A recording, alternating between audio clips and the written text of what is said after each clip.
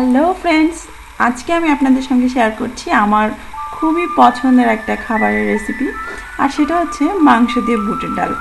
আমি আজ মাটন দিয়ে এটা করে দেখাচ্ছি, তবে আপনারা আপনাদের পছন্দ মতো যে কোনো মাংস দিয়ে এটা করে নিতে পারবেন। আমি এখানে নিয়েছি 600 গ্রাম খাসির মাংস। এই রান্নাটা একটু তৈলাক্ত মাংস দিয়ে করলে বেশি ভালো হয়। আমি এখানে হাড্ডি এবং চর্বি সহ 600 গ্রাম খাসির মাংস নিয়েছি, তবে আপনারা চাইলেও অন্য কোনো মাংস দিয়েও একইভাবে রান্নাটা করতে পারবেন। আর এখানে আমি নিয়েছি বুটের ডাল, 1.5 কাপ ডাল নিয়েছি, 300 থেকে 350 গ্রামের মতো হবে। আর মাংস আর ডালের যে রেশিওটা, এটা আসলে ডিপেন্ড করে, এক একজন এক একভাবে করে। আপনার যদি মাংস বেশি দিতে ইচ্ছা করে মাংস বেশি দিবেন, ডাল যদি বেশি রাখতে ইচ্ছা করে সেটাও রাখতে পারেন, সমান সমানও দিতে পারেন। কোনো ধরাবাঁধা নিয়ম নেই, তবে মাংস যদি বেশি থাকে খেতে বেশি মজা লাগে, তো আমি সেটাই ফলো করেছি।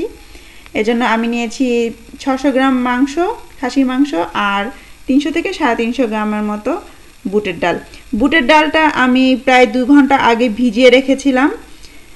তারপর এটা আমি ভালো করে কচলে একদম সুন্দর মতো ধুয়ে নিয়েছি।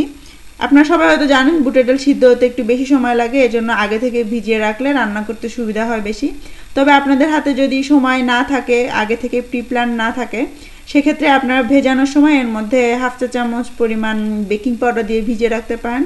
তাহলে 15 থেকে 20 মিনিটের মধ্যেই ডাল ফুলে যাবে এবং তাড়াতাড়ি রান্না হবে। আর খাসির মাংসটাও একইভাবে আমি কেটে ধুয়ে রেখেছি। তো এখন আমি তাহলে মূল রান্নায় চলে যাচ্ছি। চুলায় একটা প্যানে আমি 1/4 কাপ তেল গরম করে নিয়েছি। এখন এর মধ্যে আমি দিয়ে দিচ্ছি একটা জাম্বো সাইজের পেঁয়াজ, পাতলা করে কুচি করে কাটা। তেলটা আমি একটু বেশি নিয়েছি, কারণ আমি এটা দিয়ে ডাল রান্না করব। আপনারা এটা মনে রাখবেন, ডাল আর শাক রান্নাতে সবসময় প্রয়োজনের থেকে একটু বেশি তেল লাগে। যদি আমি শুধু মাংসটা রান্না করতাম তাহলে আমি আরও একটু কম তেল দিতাম। তো এখন আমি এই তেলে পেঁয়াজটাকে আধা সোনালি করে ভেজে নিচ্ছি। পেঁয়াজটা হয়ে এসেছে। এখন এর মধ্যে আমি দিয়ে দিচ্ছি কিছু গোটা গরম মশলা। এখানে আমি 1 টুকরো দারুচিনি নিয়েছি, 2টো কালো এলাচ, 4টা সাদা এলাচ, 1/4 চা চামচ জিরা, কয়েকটা লবঙ্গ আর 4টা শুকনা মরিচ। চেষ্টা করবেন কালো এলাচটা দিতে, যদি একান্তই না থাকে দেওয়ার দরকার নেই, তবে দিলে মাংসে খুব সুন্দর একটা সুগন্ধ হয়, এজন্যই। একটু এটাকে নেড়েচেড়ে আমি ফোড়ন করে নিচ্ছি। প্রথমে এটা দিইনি, কারণ আমরা অনেকক্ষণ ধরে মশলাটা কষাবো। আগে থেকেই যদি আমরা গরম মশলার ফোড়নটা দিয়ে দিই তাহলে হয়তো অনেক সময় পুড়ে যেতে পারে। তো এখন এর মধ্যে আমি ঢেলে দিচ্ছি 1 টেবিল চামচ মরিচের গুঁড়ো আর 1.5 চা চামচ পরিমাণ হলুদের গুঁড়ো। তেলের মধ্যে এভাবে দিলে কালারটা ভালো আসে, এটা তো আমি আমার আগের রান্নাতেও বলেছি। খুব সুন্দর একটা টকটকে কালার হয় যে কোনো কারিতে। এটা পুড়ে যাওয়ার আগে আমি এর মধ্যে দিয়ে দিচ্ছি 2টো টমেটো কুচি। এটা একদমই অপশনাল, যদি আপনারা টমেটো না দিতে চান তাহলে বাদ দিবেন, সেক্ষেত্রে একটু পানি দিয়ে দিবেন এর মধ্যে। আমি একটু টমেটো অ্যাড করলাম, এতে করে মাংসের কালারটাও যেমন সুন্দর হবে তেমনি টেস্টটাও একটু ডিফারেন্ট হয়।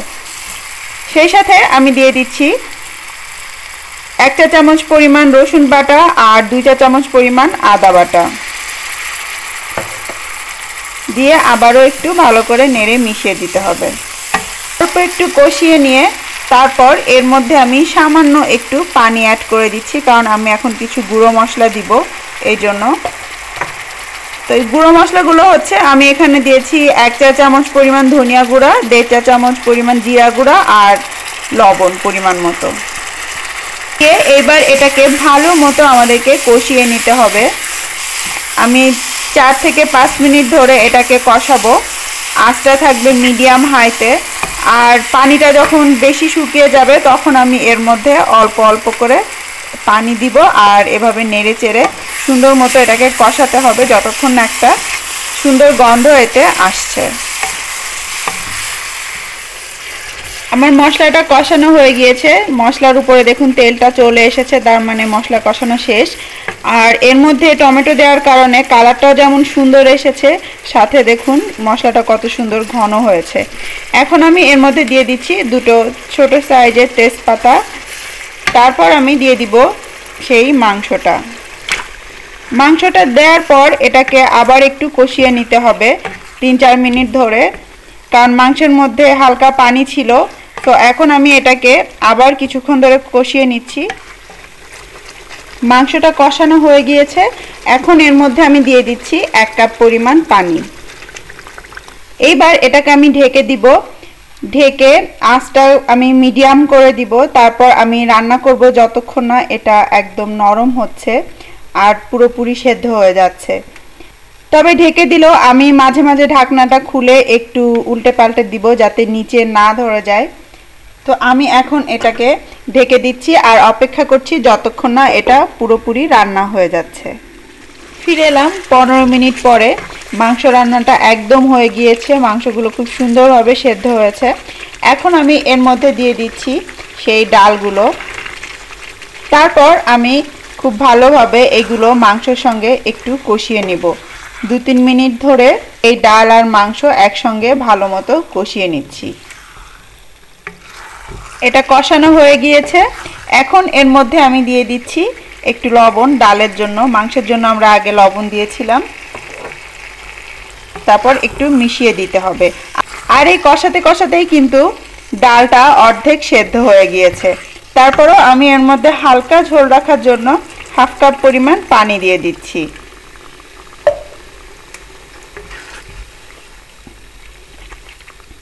এবার আমি এটাকে ঢেকে দিব। আঁচটা আমি একদম লো করে দিচ্ছি। লো আঁচে এটাকে আমি আরও 5 থেকে 7 মিনিট রান্না করব। তারপরে আমার রান্নাটা শেষ। ফিরে এলাম 10 মিনিট পরে। আমার ডালটা রান্না একদম শেষ। আমি এটা একটু নেড়ে মিশিয়ে দিচ্ছি। এরকম একটু হালকা ঝোল থাকতে থাকতে নামিয়ে নিতে হবে, কারণ এটা চুলা থেকে নামানোর পর কিন্তু আর একটু ঘন হয়ে যাবে। আমি আপনাদেরকে দেখাচ্ছি যে ডালটা কেমন সেদ্ধ হয়েছে। দেখুন ডালটা কিন্তু একদম সেদ্ধ হয়ে গিয়েছে। এটা নরম অবস্থায় আছে কিন্তু ডালগুলো ভেঙে যায়নি। প্রত্যেকটা ডাল কিন্তু এরকম আস্তে আস্তে আছে কিন্তু এমনিতে একদম নরম। এখন এর মধ্যে আমি দিয়ে দিব 1/4 চা চামচ গরম মশলা গুঁড়া আর 1/4 চা চামচ ভাজা জিরার গুঁড়া। এটা শেষে দিলে সুগন্ধটা খুব ভালো মতো বোঝা যায়। আপনারা চাইলে এর মধ্যে একটু 2 চা চামচ পরিমাণ ঘিও দিতে পারেন, কিন্তু আমি যেহেতু এটা খাসির মাংস দিয়ে রান্না করেছি সেটা এমনিতেই অনেকটা তৈলাক্ত, এই জন্য আর আমি কোনো ঘি এতে দিচ্ছি না। তো আমার রান্না একদমই শেষ। এখন আমি জাস্ট একটা প্লেটে তুলে এটাকে পরিবেশন করব। তৈরি হয়ে গেল আমার মজাদার বুটের ডালে খাসির মাংস। আপনারা অবশ্যই এটা একবার বাসায় ট্রাই করবেন, আপনাদের অনেক ভালো লাগবে। আর বানানোর পরে কেমন হয় সেটা চাইলে আপনারা আমার সঙ্গে শেয়ার করতে পারেন। আমি ডেসক্রিপশন বক্সে আমার ফেসবুক পেজ আর গ্রুপটার লিঙ্ক দিয়ে দিব, আপনারা চাইলে সেখানে জয়েন করতে পারেন।